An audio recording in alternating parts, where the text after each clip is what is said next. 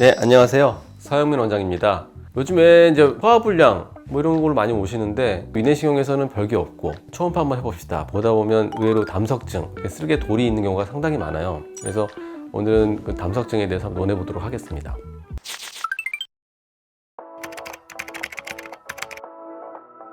담석은 담즙이 고이는 쓸개에 돌이 생겼다는 게 담석이죠. 쓸개가 기능을 우리가 소화액을 딱 분비해줘야 되잖아요. 딱 짜서. 그 기능이 완전히 못 짜니까 찌꺼기가 남겠죠. 웅덩이에 물이 고이듯이 계속 찌꺼기 남아서 우리 눈살 만들 때 돌리면 커지죠. 그런 식으로 돌이 생기는 거죠.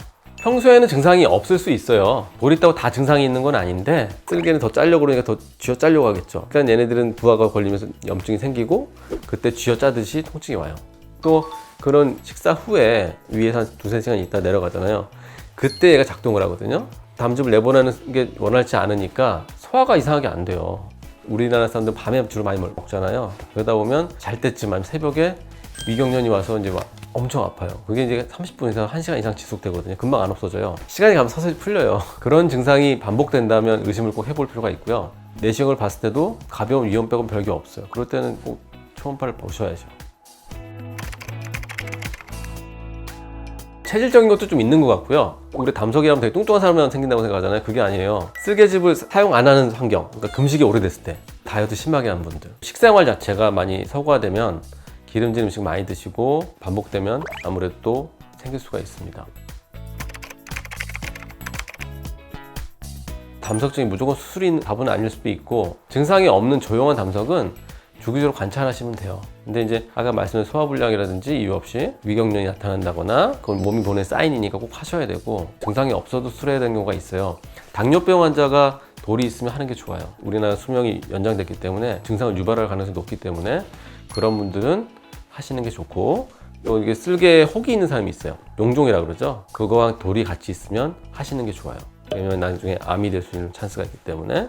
또 한 가지는 3cm 이상 됐어요. 요새는 2cm만 넘으면 되게 큰 돌이거든요. 많이 클 때는 하시는 게 좋습니다.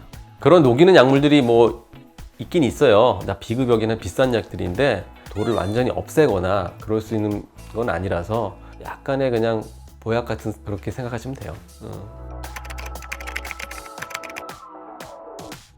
상황에 따라 달라요.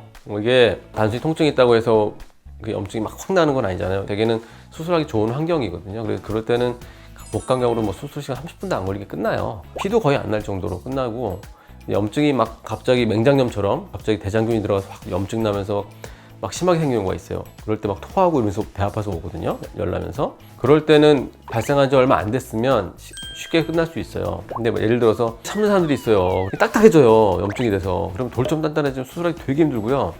그러면 개복해야 될 확률도 있어요. 그런 경우는 웬만하면 좀 대학병원에 가시라고 하고, 일반적으로 그냥 열나지 않고 급성 담낭염이 아닌 일반적으로 뭐 불편하거나 그런 증상이 생겨서 오는 사람들은 제가 수술을 이제 많이 하는 편입니다. 담석은 쓸개 돌이 생긴다 그랬잖아요. 근데 쓸개 자체가 원인이기 때문에 그걸 제거를 띄는 거죠. 쓸개가 없어지면 쓸개에서 생기는 담석은 안 생기겠죠. 근데 담도는 남아있어요. 그러니까 쓸개즙은 간에서 만들어진단 말이죠. 그래서 걔네가 12지장으로 배출이 되는데, 그 12지장으로 배출될 때 췌장하고 같이 배출되는 길이 담도예요. 총담관이라고 그러는데 그 담관은 남아있어요. 그 담관에서 돌이 생길 수는 있어요. 그게 원인이 가장 흔한 건 쓸개에서 찌꺼기가 내려가면 생기는 게 가장 흔하기 때문에 쓸개를 떼어버리면 담도에 다시 돌이 생길 확률은 되게 낮아요.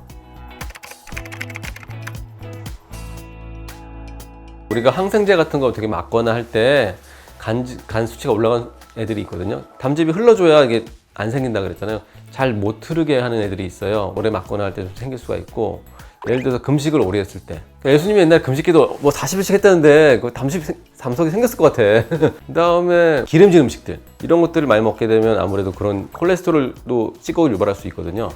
그런 것 때문에 많이 생길 수가 있어요. 적절한 체중 관리가 제일 중요하고요. 우리가 성인병에 준해서 관리하시는 방법밖에 없어요. 옛날에는 담석증이 사실 많지 않았어요. 1년에 우리나라 2만 명도 수술을 안 했었는데, 요즘에 치질술 다음으로 많아요. 외과술 중에서는. 아까 말씀드렸듯이 그런 소화불량이나 위경련 같은 게 생겼다고 생각이 들면 초음파 같은 보험이 되니까 받아보시면 도움이 많이 되실 겁니다. 감사합니다.